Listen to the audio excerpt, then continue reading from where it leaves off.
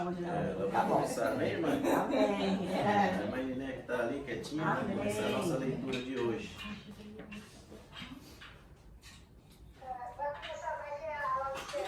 Versículo 14, irmã, a partir do 14. Isso, lá do 7. E ao anjo da igreja que está na Odisseia, escreve: Isto diz o Amém, a testemunha fiel e verdadeira, o princípio da criação de Deus. Eu sei as tuas obras, que nem és frio nem quente. Oxalá foras frio ou quente. Assim, porque és morno e não és frio nem quente, vomitar-te-ei da minha boca. Você diz, sou rico e agora que fiquei rico, não preciso mais de nada. E assim você não sabe que eu, infeliz, miserável, pobre, cego e nu.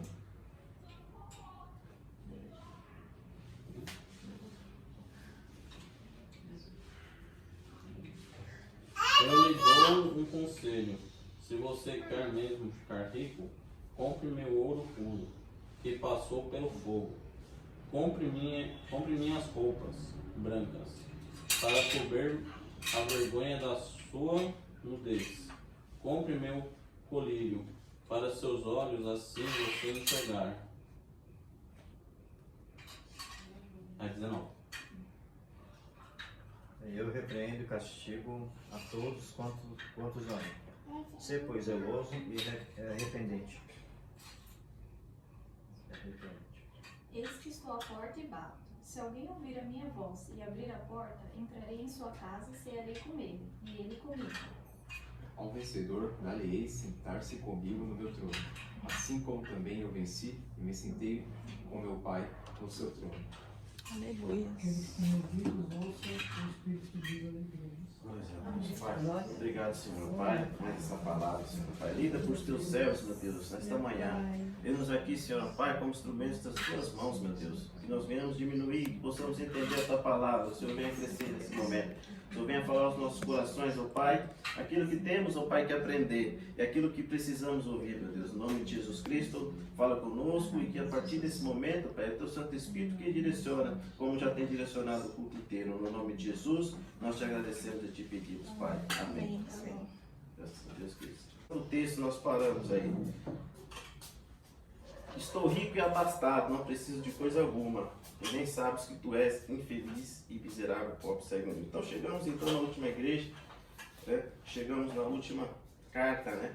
A qual o Senhor falou grandemente aos nossos corações, a qual nós temos aprendido muito. Com certeza Ele irá falar também nesse restinho, nesse final também de igreja. Né? Estou rico e abastado, né? E não preciso de coisa alguma, e nem sabes que tu és infeliz, miserável, pobre, cego e nu. Os laodicenses, queridos, estavam imensamente ricos, estavam abastados, né? Não precisavam de nada, né? Não precisavam, né, ir aí à igreja, né? Não sentia falta de nada, né? Eles eram autossuficientes, eles não sentiam falta de nada, não precisavam de nada. Então, a riqueza fez com que eles chegassem numa situação como essa, né? E os perigos que existem em ter riqueza, né? Porque Jesus não proíbe ninguém de ser rico, né, queridos? O problema maior está naquilo que vem depois, né? Naquilo que as pessoas viram depois que adquirem riquezas, adquirem bens materiais, né? E eles estavam totalmente ricos, né? Levavam a autossuficiência, a complacência, o que é uma combinação muito perigosa para o cristão, né? Uma combinação que não é muito perigosa para nós. E o problema deles, sou rico, porém era materialmente rico, presumia que também a riqueza deles, tanto a riqueza física, transportava para a espiritual. Então eles acreditavam que essa riqueza que eles estavam tendo também eram ricos espirituais, mas não, né? Engano deles. E a região inteira, falando um pouquinho do que os historiadores falam, era rica, né? Frequentemente em Laodiceia, muitos falam, né, ainda dessa riqueza que eles tinham, dos monumentos, da cidade em si, né, as construções. Então o problema não era, como a gente fala. Eu gostaria que os irmãos me ajudassem na leitura, eu vou falar um pouquinho sobre isso, a questão da riqueza. Mateus 19, 16 até o 24. para que a gente possa entender como Jesus trata a riqueza, né? Porque Jesus em si ele não proíbe a riqueza. Você veja que quando ele esteve na terra, ele foi abastecido dos bens, né?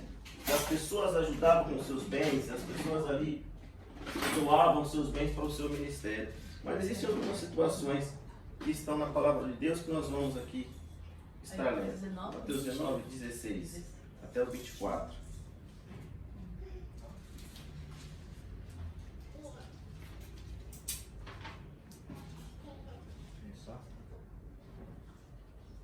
Olha, eis que aproximando-se dele um mancebo, disse-lhe: Bom mestre, que bem farei para conseguir a vida eterna? Respondeu Jesus: Por que me perguntas acerca do que é bom? Bom só existe um. Se queres, porém, entrar na vida, guarda os mandamentos. E ele lhe perguntou: Quais? Respondeu Jesus: Não matarás, não adulterarás, não furtarás, não dirás falso testemunho, honra teu pai e tua mãe, e amarás o teu próximo, como a ti mesmo. Disse o mancebo: tudo isso tenho guardado desde a minha mocidade. O que me falta ainda?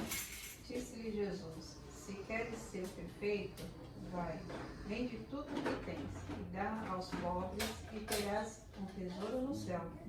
E vem e segue-me. Ao ouvir isso, o jovem foi embora triste, porque tinha muitos bens. 23. Então Jesus disse aos seus discípulos: Eu lhes garanto, um rico dificilmente entrará no reino dos céus.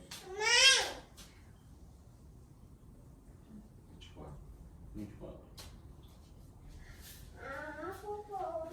E outra vez, vos digo que é mais fácil passar um camelo pelo fundo de uma agulha do que entrar um rico no reino dos céus.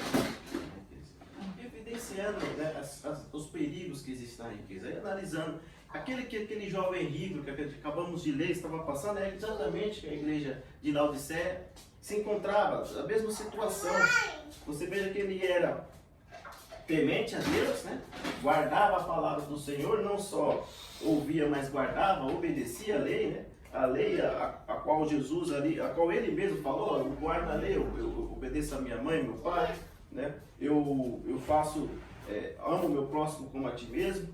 E ali ele veja a altivez dele ao dizer, quando ele fala: o que me falta ainda, né? Você veja que há uma arrogância nessa frase, né? Quando ele diz: o que me falta ainda? Isso aí eu já tenho tudo feito, né? Eu amo meu pai e minha mãe, embora que a lei, você cumprir a lei naquela época era muito difícil, né? Era muito difícil você cumprir a lei. Mas ainda assim ele se gabava com uma autoconfiança ali: isso eu já tenho feito. Isso tudo eu já faço desde a minha mocidade. E aí Jesus vai e toca bem na ferida, né? Jesus, ele conhece o nosso pensamento, ele conhece o nosso coração, ele vai falar: queres ser perfeito? Vai e vende tudo que dê aos pobres, né? Então, veja que Davi, tudo estava ali, ele estava com amor naquelas coisas, tudo para ele era riqueza. Por isso que Jesus toca bem na ferida ali daquele rapaz, e é onde ele vai e fala: não posso, e vai embora, né? Então você veja como as coisas são. Então ele quis ser perfeito, né?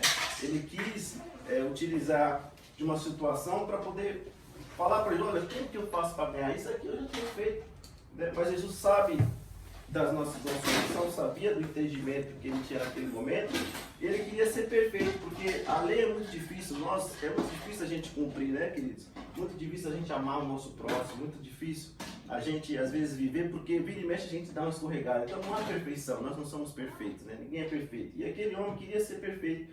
E a igreja de Laodiceia, exatamente, eles achavam que eram totalmente prontos, não precisavam de Deus e Jesus para nada.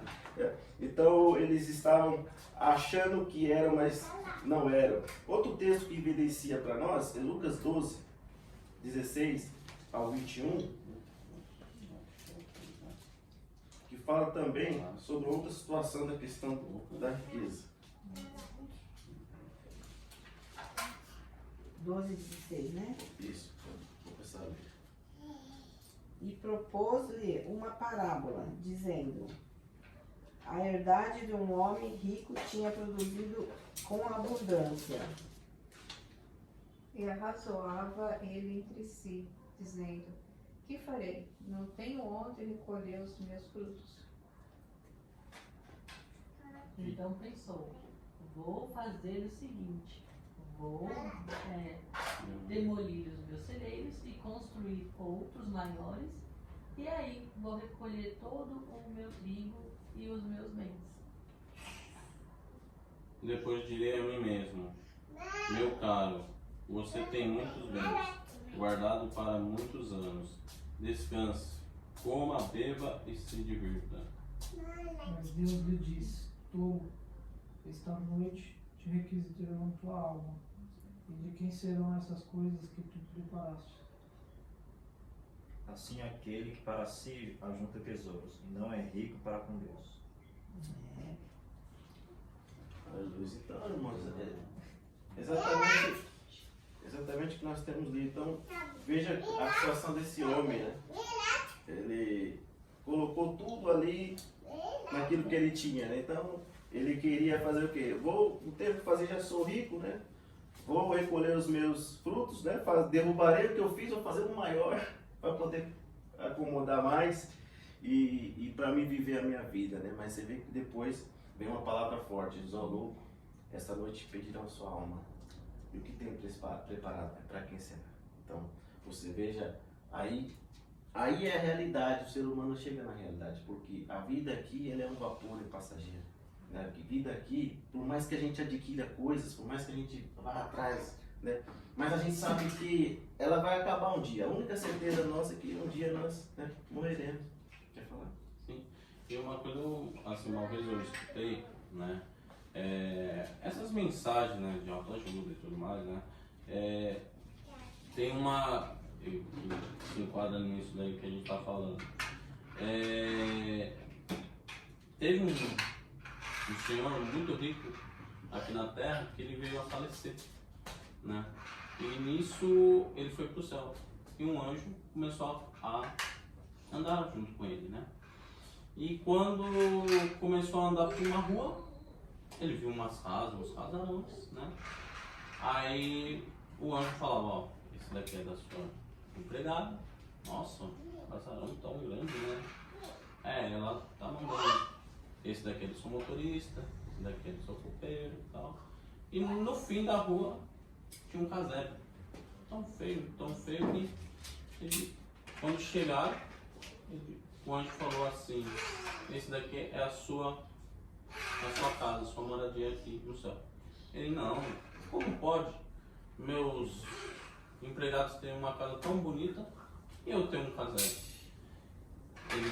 Aí o anjo fala: pelas orações, pelas ações que os seus empregados fazem, que são boas, eles mandam uns tijolinhos aqui para cima. O Senhor até hoje não fez isso, só mandou coisas ruins. Por isso hoje a sua morada é aqui, é esse casebre. Então acho que meio que dá para... Vocês trataram muito isso. É a questão do parábola do rico, do Lázaro, do pobre, né? Que ele se alimentava das migalhas do seu Senhor, né? E quando chegaram no céu, um foi pro Senhor de Abraão, o outro estava no inferno. E ali... Opa! Eles estavam ali. Machucou? E ali você vê a dramático quando ele fala assim: ó, deixe que, né, alguém venha e ponha água na ponta da minha língua, né, para que o meu tormento cesse. E ali você vê, e o outro estava no seu de Abraão. Então quer dizer, as dificuldades daquele mendigo, daquela pessoa que se alimentava das migalhas, né? Então foi assim recompensada, né? E você vê que aquele que tinha prosperidade, abundância, né, riquezas, né, não ajudava o próximo, fazia, né, não cumpria com os mandamentos, estava fora do inferno. É bem isso. Então, eles estavam confiantes na sua riqueza. Eles estavam realmente entendendo que a riqueza deles iria salvá-los também, né? Mas realmente, às vezes, quando chega se depara com um trecho desse da palavra do Senhor, ele diz que essa noite pedirão a sua alma. Então, naquele momento, você vê que é rápido. e que tem se preparado para quem será, né? Então, evidenciando isso, o qual o perigo das riquezas, né? O perigo é você muitas das vezes estar adquirindo propriedades, porque o seu coração automaticamente vai ficar naquilo, né? Por isso que não dá para cochear entre dois pensamentos, não dá para você servir as riquezas e a Deus, porque você vai estar, igual esse aqui, vou derrubar os meus celeiros, vou fazer outro, maiores, né? Porque ele queria mais riquezas, né? Em nenhum momento ele pensou em Deus, pensava em Deus. Então, o pensamento dele é nas riquezas, não em Deus. Então, não dá para separar. Então, por isso que a Bíblia compara o dinheiro com Deus, né? Mamon, que se você ficar muito ali, só servir, você serve a Ele, você vive dele, né? Serve para Ele, como se torna como um Deus para as nossas vidas. Então, que nós não possamos cair, né, nessas armadilhas, né? E a própria palavra fala, né, em Mateus 6, 24, ninguém pode servir aos dois senhores, exatamente o que eu falei, porque há um de odiar o outro e amar o outro, né? Ou se dedicará a um a mais ou desprezará o outro, não pode servir a Deus e a Mamon. Então vocês vejam que aquelas pessoas, aquela igreja, estava dizendo, tenho prosperado, nada me falta, né? Não preciso de coisa alguma, como a imagem ela está evidenciando para nós aqui, não preciso de nada, o meu dinheiro, eu posso fazer tudo com o meu dinheiro. E mesmo diante, você veja, do terremoto que ocorreu na cidade 60, depois de Cristo, eles não queriam que Roma ajudasse, eles queriam que eles mesmos, com o dinheiro deles, investissem ali para reconstruir a cidade. Você veja que Laodiceia na Filadélfia, semana retrasada, né, a Roma ajuda a construir, mas aqui não. Eles se achavam tão donos do dinheiro que nós não queremos a ajuda de Roma. Nós mesmos vamos construir a cidade. Então foi o que fizeram, construíram a cidade. Então, aquilo que estava acontecendo na cidade, a igreja transportou para eles, pegou, né, se assemelhou. Então eles estavam da mesma maneira espiritualmente. E é o que a gente evidencia muitas vezes hoje na igreja, né? Como a gente falou semana passada, existem muitas igrejas que são poderosas, igrejas ricas, né? Suntuosos, né? Templos magníficos, que a gente passa assim, olha, muita gente passa e fica olhando, fica uns 10 minutos olhando a beleza daquele templo, né? Olhando a suntuosidade, né? A beleza. Mas muitas delas, né, estão mortas por dentro, espiritualmente. Muitas delas estão ali, mas não entendem, estão cegos espirituais. Estão cegos, não conseguem enxergar a realidade, né, queridos?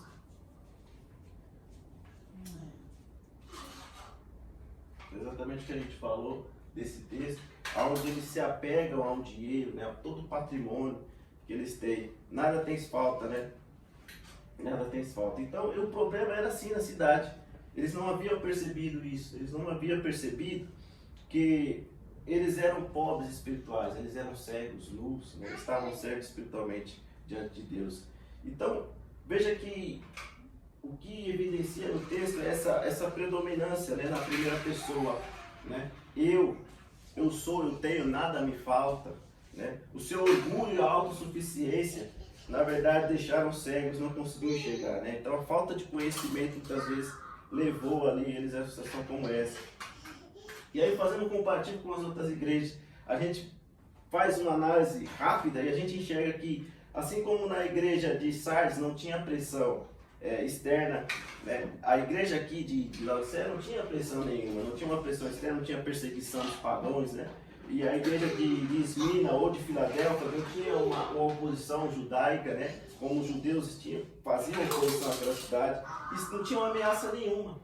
Né? Não tinha nenhuma situação que impedisse eles de serem realmente de fato os verdadeiros cristãos.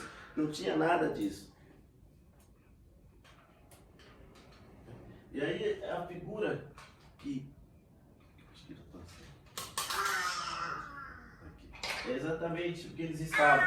Eles estavam cegos, pobres, né? Não sabem que saíram feliz, miserável, pobre, cego e nu, né, queridos? Então a riqueza material se tornou pobreza espiritual.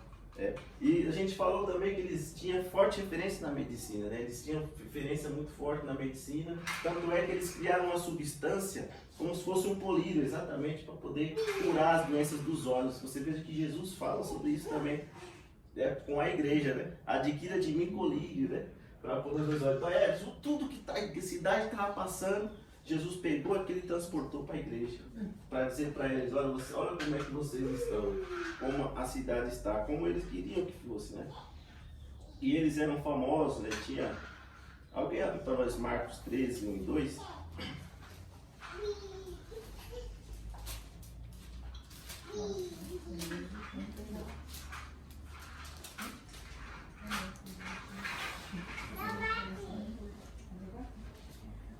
Glória a Deus. Aleluia.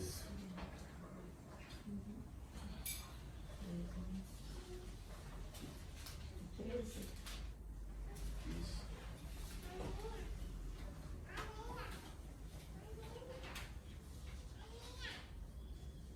Posso? Pode ir. Ao sair Jesus do templo, disse-lhe um de seus discípulos: Mestre, que pedras, que construções. Mas Jesus lhe disse: Vês essas grandes construções? Não ficará pedra sobre pedra, que não seja derribada. Amém.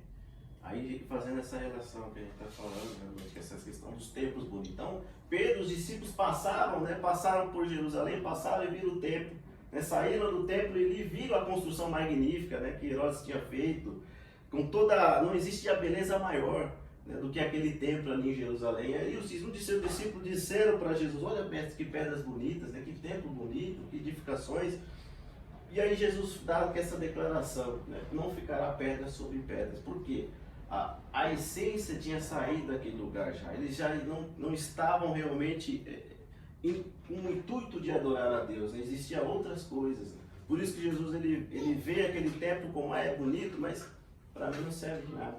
A boniteza em si, ela não representa nada. O que importa é o que está dentro, né? O que importa é as pessoas, né? O que nós temos aqui falado, a igreja somos nós, né? Nós está dentro de nós a igreja, né? E não importa o lugar onde nós estamos, se nós tão somente obedecemos à vontade de Deus, né? Fazemos a vontade dele, ele enche com o seu Santo Espírito nós, né? Não habita aqui.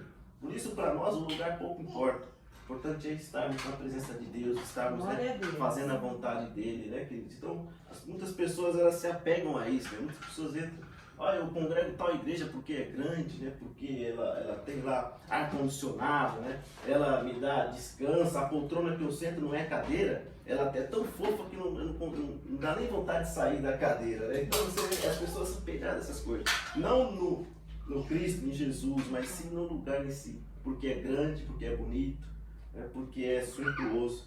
Então é muito triste que muitas pessoas têm caído nessa situação, né?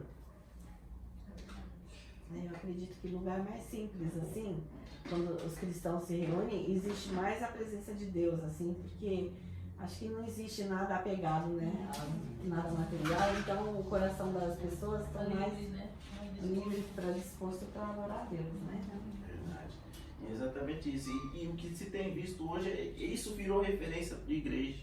Né? Isso virou referência de igreja, né? Aonde é um lugar grande, é um lugar bonito, né? Aonde ali aos olhos parece bonito, mas Deus vê lá de cima e enxerga como uma igreja, né? Cego, pobre, nu, miserável, né? Não existe mais a presença de Deus, as pessoas estão cegas. E isso que é o perigo, você ficar cego e não enxergar o que você está fazendo, você está errando. Né? E é triste ver que hoje isso virou referência, não é mais o templo que somos nós, né? Mas é o lugar em si, virou mais importante do que nós, do que a pessoa, né, em si. E isso é complicado, né, querido? Muita gente fala, então o próprio apóstolo Paulo vai falar sobre o que nós estamos falando, né? Ou não sabeis vós que nós somos o templo do Espírito Santo que habita em vós, proveniente de Deus, e que não sois de vós mesmos, então o Espírito Santo que habita em nós, porque nós somos a igreja. Porque fostes comprados com bom preço, glorificai, pois, a Deus em vosso corpo e no vosso espírito, aos quais pertence a Deus. Então, nós somos a igreja, nós somos o templo, nós temos plena certeza, né? Aqui todos têm essa certeza. Quantos têm essa certeza? Nós somos o templo de Deus. Glória a Deus. Não se engane, querido, se alguém disser para você que a igreja lá é mais bonita, a igreja é famosa, a igreja tem artista, tem jogador de futebol lá, dá testemunho, fica lá no altar, dá testemunho, depois a gente tira a selfie, não se engane com isso. não se engane, né? Nós faremos menção diferente, nós somos conhecedores da palavra, e a palavra nos diz que nós somos o templo, né? O Senhor habita em nossas vidas, é isso que vai ficar para sempre registrado em nossos corações, né, querido?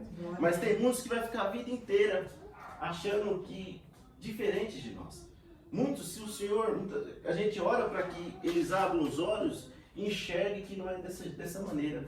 Enxerguem que de fato nós somos o templo de Deus, mas muitos vão viver as suas vidas inteiras e não perceberão que estão no lugar errado, que ali não é de fato a presença de Deus. Assim como Jesus disse naquele tempo, né?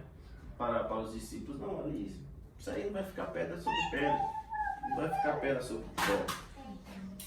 Amém? Glórias a Deus. Vamos mais adiante. Aí, Jesus, então, ele tem uma misericórdia muito infinita, né? E ele vai adiante falando realmente do conselho.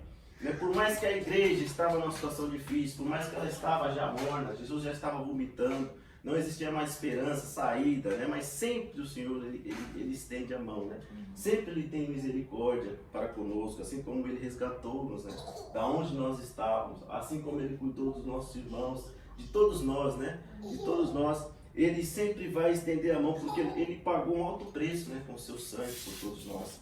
Ele entregou-se em sacrifício, né? Então, ainda assim que nós entendamos muitas vezes que já não há mais jeito para o ser humano, não há mais jeito para o homem, né? Aquela cidade e a igreja já estava totalmente fracassada, né? O que fazer? Estavam mornos, cegos, né? Pobres, nus, não conseguiam enxergar, todos ali, não era só alguns, eram todos.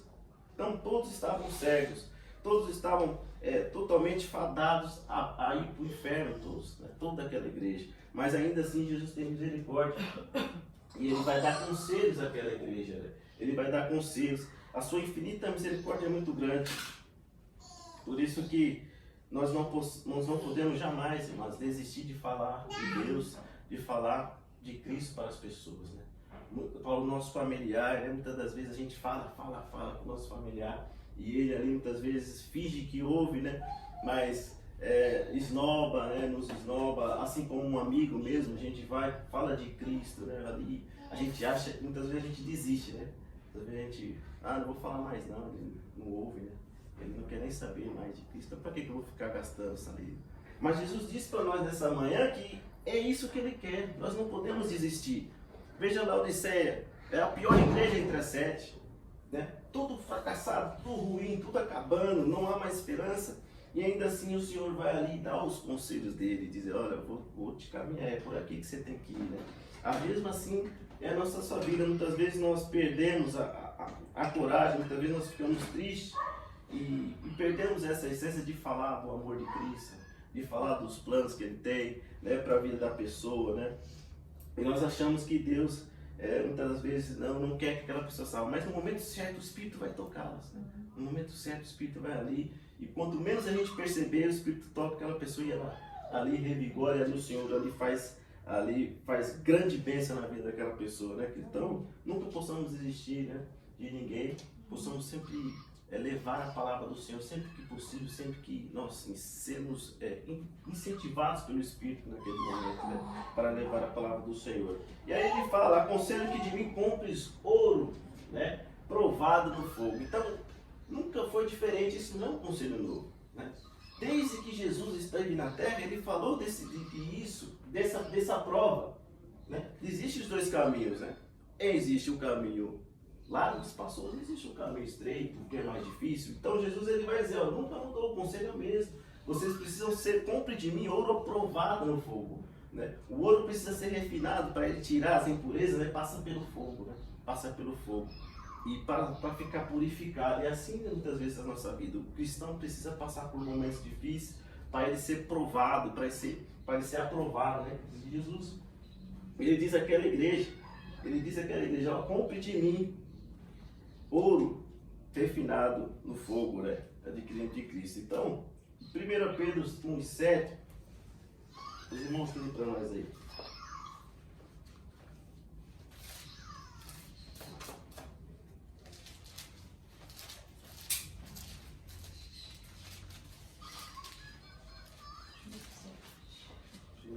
7. É 1:7. Isso. Vamos para o professor Jesus falou. Vou ler. Para que a prova da vossa fé, muito mais preciosa do que o ouro que perece e é provado pelo fogo, se ache em louvor e honra e glória na revelação de Jesus Cristo. Ele está aí falando realmente desse fogo, né? Essa questão da purificação, né? Do precioso, o ouro que perece, que prova pelo fogo, acha em louvor, honra e glória na revelação de Jesus Cristo. Então você veja que realmente tem que ser provado. O ouro, ele realmente, muitos perecem, né? Mas o ouro, nós precisamos muitos passar por isso, né? Ser provados. E Jesus exatamente está dizendo para aquela igreja: olha, compre de mim, espiritualmente, né? Espiritualmente, compre de mim ouro provado. E justamente é um caminho estreito, é para ser provado. Na nossa vida nós temos aflições, dificuldades, e nós somos provados. E aí é interessante que Jesus também fala em Mateus 6, 19, 21, vou ler para que a gente não avance no tempo. Não ajunteis tesouro na terra, onde a traça e a ferrugem tudo consome, onde os ladrões minam e roubam. Mas ajuntai tesouros no céu, onde nem a traça nem a ferrugem consome, né? E onde os ladrões não minam e nem roubam. Exatamente é o que Jesus está dizendo. Os tesouros e o ouro, ele precisa ser acumulado aqui, mas espiritualmente, para que nós chegássemos lá no céu, nós estamos fomos ricos, né? Porque aqui na terra, muitas das vezes os ladrões roubam, né? Muitas vezes nós somos roubados, tantas vezes, né? Roubam nosso celular, nosso carro. Né? Mas Jesus está dizendo: olha, juntai tesouro no céu. É o que a igreja de Laodiceia tinha que fazer. Não precisa ficar preocupado com as riquezas da terra, com as que a cidade estava adquirindo, né? Então, você veja que o único modo de adquirir uma riqueza verdadeira é comprando o ouro de Jesus, né? Era comprando ouro. E todavia não pode ser comprado com dinheiro, né? Ele tem que ser adquirido, né? com fé sempre. E aí, fazendo o contraste com a igreja de Esmirna, né? Os pobres que existiam lá em Esmirna, né? Eles eram uma igreja espiritualmente rica automaticamente, né? Então, eles eram ricos enquanto que os Laodiceia tinham toda a riqueza do mundo, mas eram pobres espirituais. Então é um paradoxo aí que a gente faz. E mais à frente, a questão: não te riquezas em roupas brancas que te vistas, né? E adquiras roupas brancas que te vistas, não apareça a vergonha e a tua nudez. Então, representando as roupas brancas, né? Onde mostra pureza, né? Onde mostra realmente, onde nós todos se apresentaremos diante de Deus com roupas brancas, vestiduras brancas para vestir, a fim de que não seja manifesta a vergonha da tua nudez. E o colírio que a gente falou da cidade que tinha, era forte a substância que eles tinham lá para curar doenças dos olhos, a fim de que vocês vejam. Mas eles não conseguiam enxergar espiritualmente. Pode curar fisicamente, mas espiritualmente ainda estavam cegos. Então Jesus dá mais um conselho, para que vocês comprem roupas brancas, né, que vistas, e não apareça a tua nudez e a tua vergonha. Aí a questão do colírio.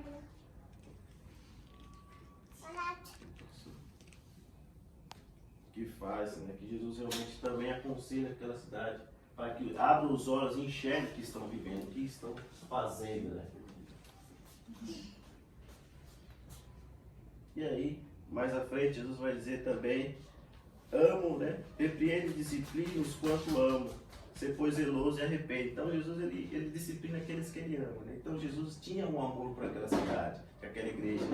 Por mais que eles eram rebeldes, por mais que eles estavam totalmente errados, mas o amor de Deus é infinito, né? A misericórdia dele, a gente não tem compreensão do amor que ele sente, né? Tanto por sentir naquele momento, como sente por nós.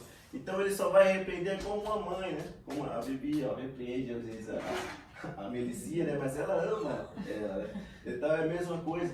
Deus nos ama, né? Deus quer sempre o melhor para nossas vidas, mas às vezes tem que, né, repreender, lá, dar umas palmadinhas, né? Para colocar de novo no eixo. Então ele só vai disciplinar e só vai corrigir quem ele ama. Então ele nos ama. Muitas vezes a gente passa dificuldade, às vezes, o que está acontecendo, Jesus? Eu estou sofrendo tanto, né? Mas às vezes nós vai por um caminho que Deus não quer que nós vá. E ali justamente vem ali a situação da nossa vida e a gente acha que é situações que que são alheias, mas é Deus muitas vezes está dizendo, eu não mandei você por ali, você tem que ir pelo meu caminho. É difícil, é complicado, mas esse é o caminho, né, queridos? Então, ele só disciplina a quem ele ama.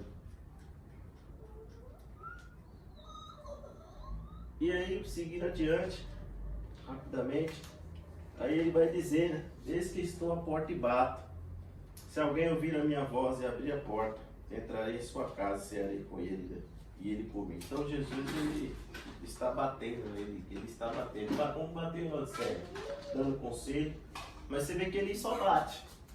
Nós abrimos se nós queremos, né? Nós abrimos se nós, aquele que quiser abre, né?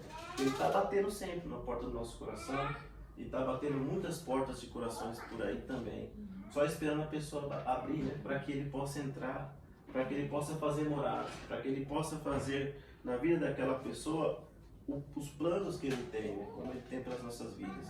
Em algum momento da nossa vida nós abrimos a porta para ele, né? E ele entrou na nossa casa, como tem entrado e tem feito grandes coisas, eu creio, na vida de todos, né? Na vida de todos, tem feito grandes milagres, como fez na vida do nosso irmão Rodrigo, cuidando dele, como tem feito na vida de todos, né? Então, mas a pessoa precisa abrir, precisa querer. Porque ele não é mal educado, ele bate, ele bate. Se a pessoa abrir, bem, se ela não quiser abrir, ela vai ali caminhar ali, ela escolheu o seu destino, né? Escolheu o seu livre-arbítrio. Todos nós temos esse livre-arbítrio, de escolher se queremos ou não, se abrimos a porta ou não para Jesus. Então, essa decisão as pessoas têm que ter. Ele nos deu esse poder de escolher, mas ele está sempre batendo, querendo entrar na nossa casa, querendo cear conosco, né? Querendo fazer maravilhas nas nossas vidas, né? Mas enquanto as pessoas não abrirem a porta, ele não consegue abrir, ele não consegue entrar, né? Muitos ainda acham que abriram a porta, mas ainda não abriram. Pensam que Jesus está ali, Jesus está numa situação, num momento, mas ele ainda não abriu de fato a porta para Jesus, porque eles estão vivendo em coisas erradas, estão fazendo coisas erradas, né? Mas Jesus ainda está batendo, assim como naqueles de Laodiceia. Jesus ele bateu a porta daqueles irmãos, daquela igreja, né, queridos? Mas ainda eles não quiseram muitos ouvir. E aí Jesus fala ao vencedor, né? Jesus dá aí presente, né?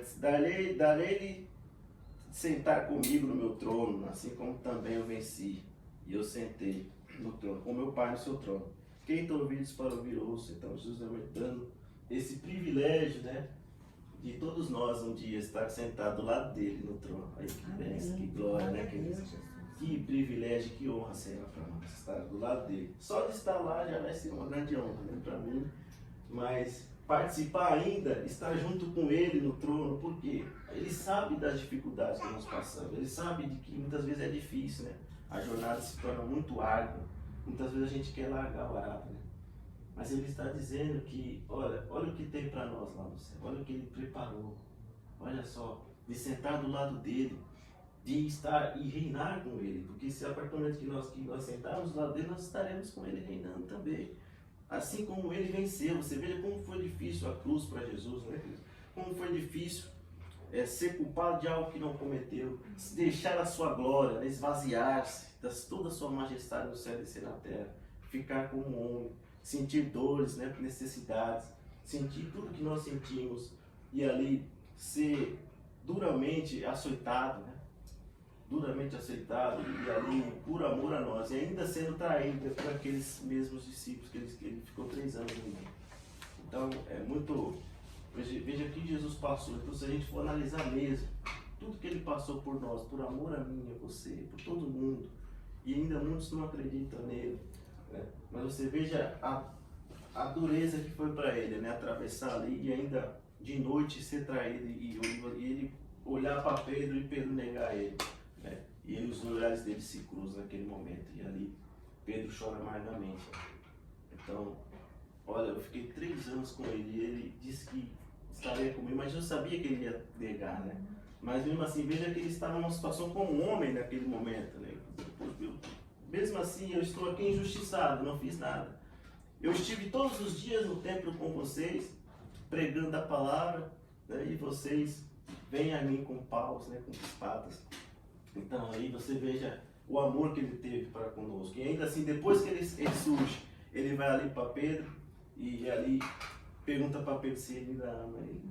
Então, assim, esse amor, a gente não pode mensurar esse amor. E a capacidade que Jesus tem de amar, né, é muito grande, infinita. Então, possamos, pelo menos uma centelha, entender esse amor que ele deu por nós. Possamos, nesse momento, entender que as dores e as dificuldades da vida que não nos deixam cair, não deixam que a nossa fé se abale, que possamos entender isso como, não, isso é pouco, o meu mestre passou coisa pior. O meu mestre foi humilhado, cuspido no chão, cuspido na cara, crucificado, né? Toda gota de sangue esgotada, porque no momento em que a lança entra do lado, ali sai vinagre, sai água, né? E ali você vê que todo o sangue ele verteu naquela cruz. Então vale a pena o sofrimento que a gente passa. E Paulo fala que nenhum dos nossos sofrimentos pode ser comparado com isso. Pode ser comparado porque a glória que está lá é muito maior. Nada que nós passamos nessa vida pode ser comparado com aquilo que tem preparado para nós, queridos. Possamos cada dia mais estar felizes, cada dia mais entender que todo momento, todas as vezes que nós passamos por provações, lutas, nós possamos lembrar disso, né, queridos? Então ele vai dizer, ele vai à frente, que só aquele que tiver realmente ouvidos, né? Só aquele que tiver ouvidos para ouvir, ele consegue tanto ouvir como também ele pode ver, né, o que o Espírito diz às igrejas. Né? Quem tem ouvidos, ouça o que o Espírito diz às igrejas. Né? Encerrando aí essa carta, né, queridos? Essa carta que o Senhor fala tanto aos nossos corações, né? Tanto fala, tanto é um exemplo a não ser seguido, mas a gente precisa ficar alerta. Né? A gente precisa ficar alerta, porque a gente falou semana passada que existia uma comunidade cristã naquele lugar. Existia uma comunidade ali, porque Paulo em Colossenses, nós lemos até a referência, que é importante a gente ler de novo, Colossenses 4:13 a 16, a gente já está encerrando, só para que a gente...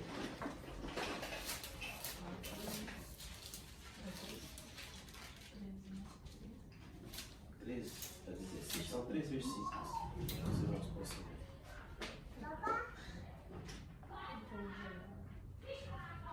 Colossenses 4? Isso, 4:13.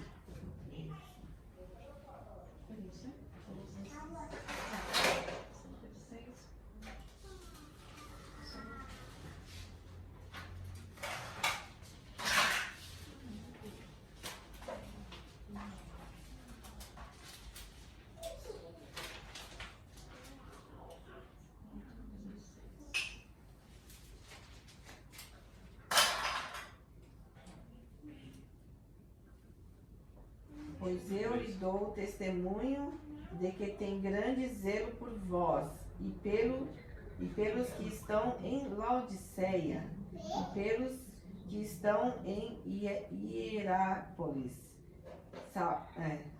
Saudai-vos, Lucas, médico amado, e Demas. Saudai aos irmãos que estão em Laodiceia e a ninfa e a igreja que está em sua casa. Amém. Amém. Exatamente, porque para evidenciar que Paulo realmente deixou alguém ali, Epafras ali estava realmente com uma comunidade cristã, né? Tanto em Colosso, e ele fala realmente da Odisseia, que também existia ali, como uma comunidade cristã, né? Evidenciando então isso, muitas vezes podemos falar de 64 depois de Cristo, né? Que ocorreu. 32 anos se passaram, né? E você veja que a igreja, você veja que ele fala, combatendo sempre. Então eles estavam combatendo, eles eram pessoas, eram cristãos de fato. Eles estavam combatendo, estavam lutando, né? Estavam perseverando, né? Eles estavam orando, sempre firme, buscando ali o Senhor Jesus, mostrando que a igreja estava realmente ali engajada, estava realmente nos preceitos de Cristo, né, Cristo? Mas aí 32 anos se passaram. 32 anos se passaram e eis a situação da igreja. Como que ela está morna, como que ela está cega, ela não conseguiu, né, nesses 32 anos que passou, manter realmente a essência. Esse é um dos perigos, meus queridos, que nós precisamos entender, de que a gente precisa sempre estar vigiando, né? Sempre buscando a face do Senhor para não cair nesses erros, para não cair na superfície, né? Cair na mornidão. Exatamente, você veja aqui como é fácil, né, você se desviar do caminho, como é fácil você inverter e cair, né? Porque muitas vezes é fácil, às vezes você está caído, mas é difícil você permanecer, né, em pé, permanecer caminhando. E é justamente o que aquela igreja, num estalar de dedo sutil, foi perdendo a essência, foi se amoldando ao que a cidade estava vivendo. Vamos ser ricos, vamos ser prósperos, né? Vamos orar mais, vamos ler a palavra, vamos buscar o Senhor, porque a minha riqueza é autossuficiente para mim. Eu não preciso mais de Cristo, eu não preciso mais de Deus. Então, a igreja caiu nesse erro, né, de achar que eram autossuficientes, de achar que não precisavam mais de Jesus, né? E assim hoje é. E quantas Laodiceias existem no nosso meio? Né? Quantas Laodiceias tem no nosso meio que começa certo, né? Começa certo, tem palavra, tem oração, né? O Espírito Santo está ali, faz presente, mas passa o tempo, aquilo ali muda completamente. Começa a se pintar igrejas de preto, né? Começa a se trazer movimentos estranhos, começa a trazer políticos no altares, né? E ali vira aquela baderna, ali o Senhor já não está mais, né? Então, que possamos estar alertas, né? Entendemos que sempre vigiando, buscando ao Senhor, né? Porque o do homem é cair, né? Nós temos que sempre buscando Ele, porque a gente não sabe que daqui a pouco a gente vai desviar, vai cair. Por isso que temos que estar vigiando, atentos, né? Perseverando, orando, buscando a face do Senhor, né? Buscando aqui unidos, né? Uns com os outros, né? Nos alimentando dos testemunhos dos irmãos cada dia, para que nossa fé aumente, que quando a gente sentir que, opa, eu vou dar uma bambeada, vamos voltar, vamos orar, vamos, né, ler a palavra do Senhor, vamos buscar a face dele, porque só assim nós conseguiremos, irmãos, estar com Cristo. Só é dessa maneira que possamos cada dia mais estar atentos, estar realmente vigilantes, né? Essa é a palavra que o Senhor tem colocado nos nossos corações nessa manhã, né? Atentos, porque é fácil a gente cair, é fácil a gente ficar morno, né? Que possamos sempre estar no quente, né? Nunca, quando a gente tentar voltar, nós oramos buscando a face do Senhor, né? Para que Ele nos ajude. Porque lá já estavam para enterrar, né? Aquele sujo lá estava Isso, um novo, né? Misericórdia. Então esse é o nosso caminho, queridos. Esse é o nosso caminho. Que possamos ser sempre quentes. Vamos ficar de pé, meus amados. Jesus, que possamos sempre dá estar. graça a nós. Ainda que muitas Laodiceias que existem hoje estão erradas, hoje nós estamos aqui decidimos seguir o caminho contrário, né? Decidimos seguir o inverso. Nós decidimos ir para o mais difícil. Ainda que nós somos pouco, ainda que o mundo ofereça os tesouros dessa terra para essas igrejas, ainda que eles se alimentem dessas riquezas, né, momentâneas, né, nós estamos aqui dizendo, vamos dizer para Jesus, eu sei que todos aqui, né, querem seguir o outro caminho, querem realmente buscar as riquezas espirituais, né, juntar os tesouros no céu, onde a traça e a ferrugem não consomem, né, onde os ladrões não roubam, onde ali nós seremos felizes. Então vamos todos nós orarmos essa manhã e pedir cada dia mais Deus fortalecer e que possamos continuar trilhando os caminhos, né? Os caminhos retos, os caminhos justos do Senhor, porque é melhor estar com Cristo do que estar aqui. Talvez aqui o mundo ofereça coisas realmente que a princípio são boas, né? Quem não quer ser rico, quer ter dinheiro, quer realmente ser bem sucedido, quer ter dinheiro para fazer tudo, realizações, mas, né, a gente sabe que nosso mundo não é aqui, nós estamos peregrinos nessa terra, né? Que nós estaremos com Cristo muito em breve. Então, que possamos cada dia mais nos apresentar ao Senhor. E muitas vezes não é só a riqueza, né? Muitas vezes é algo que tem atrapalhado nós, alguma coisa, algum bem que a gente tem dedicado mais tempo a Ele do que propriamente a Jesus. Então não precisa ser só riqueza, mas muitas coisas na nossa vida às vezes nos atrapalham, né, a ter uma comunhão com Deus, a ter uma comunhão com Cristo. Então vamos pedir para que o Senhor cada dia mais faça morar e nos aponte se há algo ruim, algo que tem atrapalhado nossa convivência com Ele, que Ele venha dizer nessa manhã, para que nós possamos deixar e focar apenas nele, porque é dele que nós precisamos a todo momento, né, queridos? É dele que nós precisamos. Que nós vamos estar juntando de tesouro no céu. É dessa maneira, junto nós, vindo aqui, orando, buscando, começando a nossa semana na presença de Deus, né? Olha que coisa maravilhosa, né? Apresentar Ele, né? Começando já na presença dEle, orando, louvando, buscando a Deus, né, irmã Edené? Amém. Deus nos venha, vamos orar, buscar o Senhor e que o Rei dos Reis, o Senhor do Senhor, nós sabemos a quem nós servimos, né? Ele é o Rei dos Reis, é o Senhor dos Senhores. E só dessa maneira nós poderemos nos apresentar de vestes brancas perante Ele. E naquele grande dia nós nos abraçaremos. Amém, queridos? Vamos estar buscando a face de Deus. Assim, tudo que o irmão falou, o que torna a igreja dessa forma, eu creio que primeiro, a pessoa se envaidece, né? De repente, quem está de frente do trabalho, se envaidece e falta de humildade, né? Então, são duas coisas que eu acho que faz o ser humano tropeçar, né? Principalmente quem está de frente do trabalho e acaba estragando a igreja, né?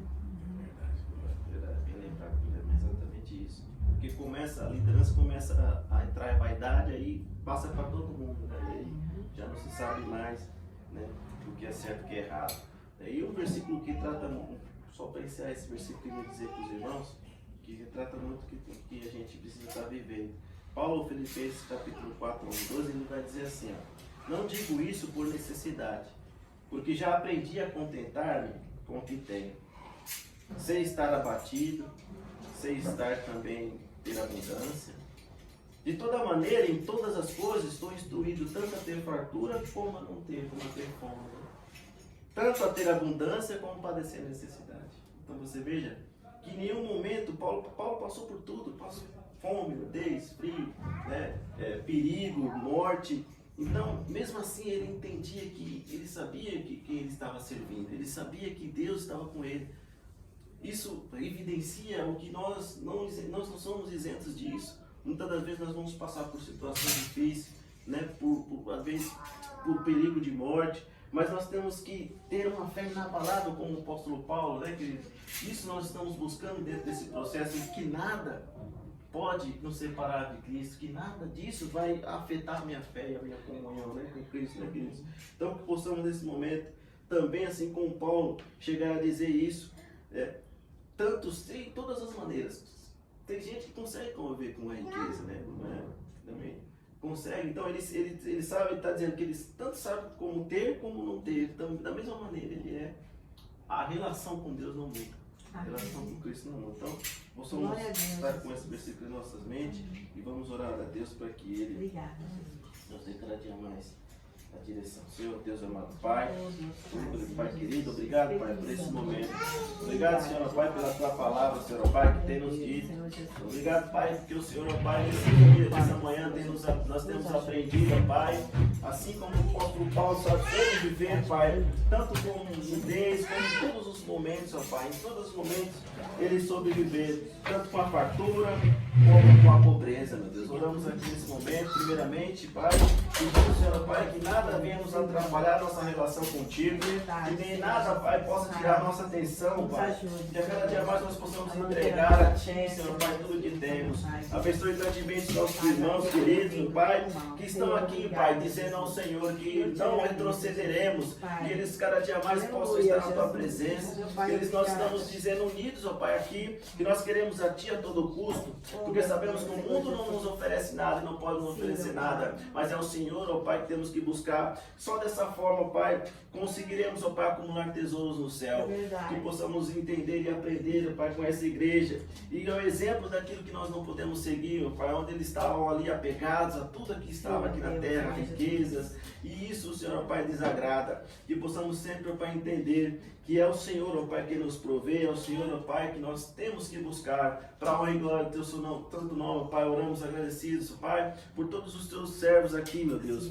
Cada dia mais esteja com cada um deles, Faça a obra, Pai, que tem que ser feita em nossas vidas, ó Pai, porque sem Ti nada somos, nada podemos fazer. E que a humildade sempre impere em nossos corações, porque ela vai preceder a honra. Mas sabemos que a altivez e o orgulho e os orgulhosos serão abatidos, meu Deus. Cada dia mais possamos aprender e possamos estar sempre na Tua presença, meu Deus. Abençoe a todos os irmãos que cada dia mais estão conosco nessa trincheira, Pai. Que a Tua obra, Senhor Deus, Pai, se faz necessária e que não tem, Senhor Deus, Pai, todos têm ajudado, todos têm estado sempre com afinco a Tua obra. Abençoe grandemente os irmãos, as nossas irmãs que estão pela internet, a Irineia, cada dia mais seja com ela, abençoe grandemente, ó Pai, cada dia mais seja na vida dela, para honra e glória do Teu santo nome, meu Deus. Senhor Deus, ó Pai, também, Senhor Pai, alguns aqui que estão em jejum, que cada dia mais nesse momento vão entregar, Pai, que cada dia mais, ó Pai, o Senhor venha operar, o Senhor venha operar naquele caderno de oração, Pai, o Senhor venha curar os irmãos que estão precisando de cura, meu Deus, que estão nos leitos de hospitais, que estão necessitando de Ti nessa hora e de uma resposta.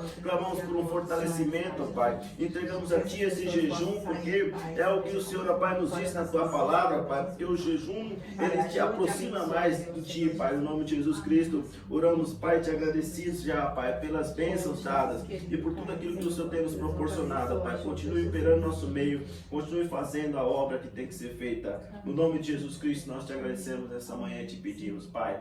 Entregamos essa semana em Tuas mãos, se conosco. Entregamos tudo que somos, nossos trabalhos, ó Pai, a obra das nossas mãos. Nós estamos, ó Pai, entregamos a Ti, para que os nossos pensamentos sejam estabelecidos. Em nome de Jesus, nós te pedimos e te agradecemos, Pai. Amém. Que a graça do Senhor Jesus Cristo, que a comunhão e a consolação dos doces Espíritos Santos seja com todos nós, desde hoje para todos sempre. Amém. Graças a Deus.